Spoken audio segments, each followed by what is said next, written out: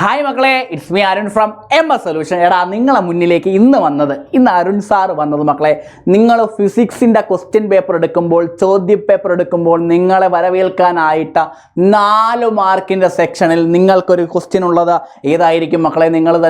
നിങ്ങൾ ഒട്ടും നോക്കാതെ, നിങ്ങൾ വിട്ടുപോയ, നിങ്ങൾ പഠിക്കാത്തൊരു പോർഷൻ ആയിരിക്കും. അതൊരു എക്സ്പെരിമെൻ്റ് ആയിരിക്കും, അതൊരു പരീക്ഷണമാണെന്ന് ഞാൻ പറയുന്നു മക്കളെ. ആ പരീക്ഷണം എന്ന് പറയുന്നത് ഏത് ടോപ്പിക്കുമായി ബന്ധപ്പെട്ട റെസൊണൻസ് അല്ലെങ്കിൽ അനുനാദവുമായി ബന്ധപ്പെട്ട ഒരു ചോദ്യമാണെന്നും ഞാൻ പറയുന്നു മക്കളെ. ക്ലിയർ അല്ലേടാ?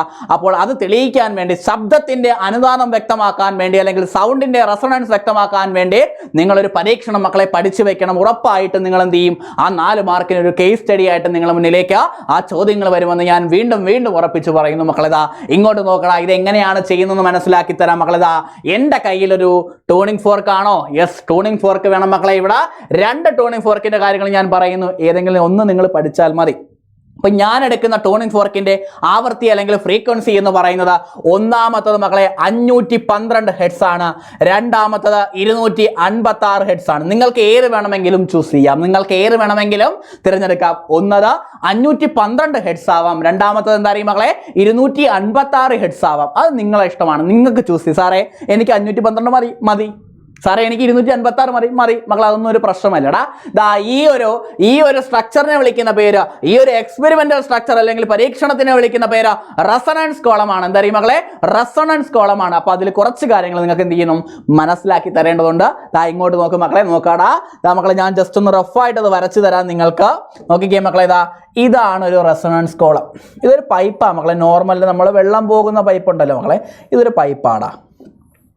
ഈ പൈപ്പിൻ്റെ ഹൈറ്റ് എന്ന് പറയുന്നത് മക്കളെ, ഞാൻ 100 സെൻറ്റിമീറ്റർ ആണ്.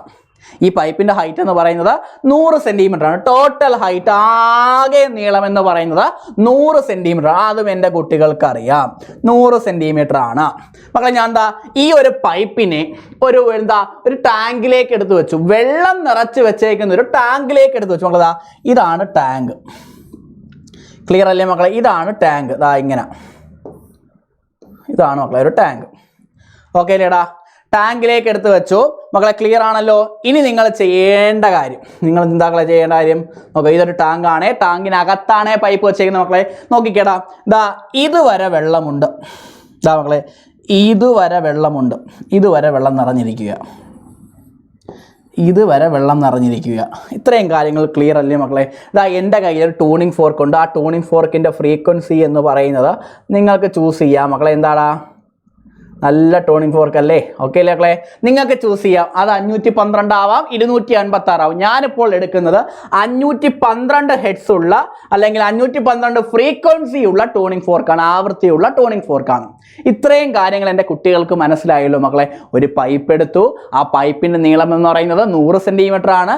അതെന്താ മക്കളെ, ഒരു വെള്ളം നിറച്ച് വെച്ചേക്കുന്ന ടാങ്കിലൊക്കെ എടുത്ത് മുക്കി അല്ലേ? ഇങ്ങനെ എന്ത് ചെയ്തു, സിങ്ക് ചെയ്തു. ക്ലിയർ അല്ലേ മക്കളെ? ഇനി നിങ്ങൾ ശ്രദ്ധിക്കേണ്ട കാര്യം മക്കളെ, ഈ വെള്ളം നിറഞ്ഞിരിക്കുന്ന മക്കളെ ഇവിടം വരെ അല്ലേടാ? മക്കളെ, ഇവിടം വരെ അല്ലേടാ മക്കളെ വെള്ളം നിറഞ്ഞിരിക്കുന്നത്? അപ്പോൾ ഈ ഉയരം എന്ന് പറയുന്നത്, ശ്രദ്ധിക്കും മക്കളെ, ഈ ഉയരം എന്ന് പറയുന്നത് ഞാൻ പറയുന്നു 30 സെൻറ്റിമീറ്റർ. ഞാൻ പറയുന്നു 30 സെൻറ്റിമീറ്റർ. ക്ലിയർ അല്ലേ മക്കളെ? ഇനി എന്താ പരീക്ഷണം മക്കളെ? ഇനിയാണ് നിങ്ങൾക്ക് വൃത്തിയായിട്ട് മനസ്സിലാക്കി വെക്കേണ്ട കാര്യങ്ങൾ.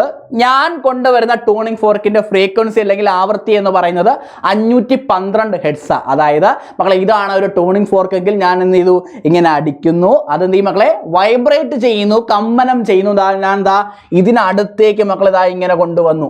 ഒരു കാരണവശാലും അതിൽ ടച്ച് ചെയ്യാൻ പാടില്ല. ആ ഒരു പൈപ്പിൽ ഈ ടൂണിംഗ് ഫോർക്ക് എന്ത് ചെയ്യാൻ പാടില്ല മക്കളെ, തൊടാൻ പാടില്ല, അല്ലെങ്കിൽ ടച്ച് ചെയ്യാൻ പാടില്ല മക്കളെ. അങ്ങനെ നോക്കുമ്പോൾ ഞാൻ അത് വെക്കുന്നു മക്കളെ. ഒരു കൈ കൊണ്ട് ഇതാണ് ടൂണിംഗ് ഫോർക്ക് മക്കളെ, ഇത് വൈബ്രേറ്റ് ആയിക്കൊണ്ടിരിക്കുകയാണ് മക്കളെ. ഈ ഒരു കൈ കൊണ്ട് മക്കളെ ഞാൻ ഈ പൈപ്പ് മുകളിലേക്ക് ഉയർത്തുന്നു. ഈ പൈപ്പ് എന്ത് ചെയ്യുന്ന മക്കളെ, മുകളിലേക്ക് ഉയർത്തുമ്പോൾ അവൻ്റെ ഹൈറ്റ് എന്ന് പറയുന്നത് കൂടത്തില്ലേടാ? 30 എന്ന് പറയുന്നത് 31 ആവും, 32 ആവും, 33 ആവും മക്കളെ. അങ്ങനെ കൂടത്തില്ലേടാ? ഇങ്ങനെ പൊക്കുമ്പോൾ അവൻ്റെ ഹൈറ്റ് കൂടത്തില്ലേടാ? യെസ് മക്കളെ. അപ്പോൾ നോക്കിയപ്പോൾ മക്കളെ, ഈ ഒരു ഹൈറ്റ് ആയ ഏകദേശം മക്കളെ, ഈ 37.5 ഹൈറ്റ് ആയപ്പോൾ ഇവനെ എങ്ങനെ എടുത്ത് പൊക്കി മക്കളെ, അളന്ന് നോക്കി 37.5 ആയപ്പോൾ മക്കളെ, ഇവിടെ കേൾക്കുന്ന ശബ്ദത്തിൻ്റെ ഇൻറ്റൻസിറ്റി അല്ലെങ്കിൽ തീവ്രത എന്ന് പറയുന്നത് കൂടുന്നതായി കണ്ടു. ക്ലിയർ അല്ലേ?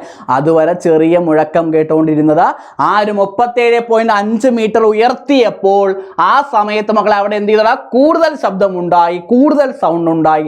മക്കളെ ഇതിനെന്താടാ കാരണം നോക്കിയേ മക്കളെ. എടാ എവന്റെ നാച്ചുറൽ ഫ്രീക്വൻസി എത്രയാണ് മക്കളെ? 512 ഹെഡ്സ് അല്ലേടാ മക്കളെ. ശ്രദ്ധിക്കടാ, എവന്റെ നാച്ചുറൽ ഫ്രീക്വൻസി ആയിട്ടുള്ള 512 ഹെഡ്സ് ആണല്ലോ. അങ്ങനെ സൗണ്ട് അവിടെ കൂടുതൽ ഉണ്ടാവണമെങ്കിൽ, ശബ്ദം കൂടുതൽ ഉണ്ടാവണമെങ്കിൽ മക്കളേതാ ഈ ഒരു പൈപ്പിനകത്ത്, എത്ര നീളമുള്ള പൈപ്പിനകത്ത് 30 ആണോ? അല്ല, നമ്മൾ ഉയർത്തി എത്ര മക്കളെ? 37.5 നീളമുള്ള പൈപ്പിനകത്ത് മക്കളെ വായു നിറഞ്ഞിരിക്കുകയല്ലേടാ. ആ വായുവിന്റെ ടോട്ടൽ 37.5 സെന്റിമീറ്റർ നീളമുള്ള പൈപ്പിന്റെ അകത്തിരിക്കുന്ന ടോട്ടൽ വായു, ആകെ വായുവിന്റെ നാച്ചുറൽ ഫ്രീക്വൻസി എത്രയായിരിക്കും മക്കളെ? 512 ഹെഡ്സ് ആയിരിക്കുമെന്ന് പഠിച്ചു വെക്കണം മക്കളെ. ക്ലിയർ അല്ലേടാ? അതുകൊണ്ടാണ് കൂടുതൽ ശബ്ദം ഉണ്ടാകുന്നത്. അപ്പൊ ഈ ഒരു എക്സ്പെരിമെന്റ് നോക്കാറ് എൻ്റെ കുട്ടികൾ പരീക്ഷയ്ക്ക് പോകരുത്. ഉറപ്പായിട്ടും മക്കളെ 4 മാർക്കിന് ഈ ചോദ്യമായിരിക്കും നിങ്ങളെ മുന്നിലേക്ക് കടന്നു വരുന്നത്. ക്ലിയർ അല്ലേ മക്കളെ? ഓക്കെ അല്ലേടാ? സെറ്റ് അല്ലേ? പിന്നെ ഒരു കാര്യം കൂടി പറയാനുണ്ട്.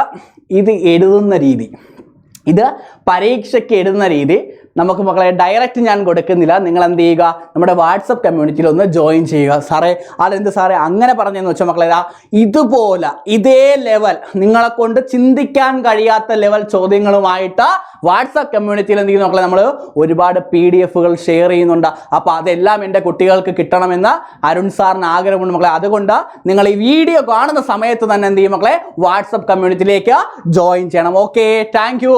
അപ്പോൾ മക്കളെ അടുത്ത ചോദ്യവുമായിട്ട് ഇനി കാണുന്നവരെ ഓക്കെ, ബൈ ബൈ.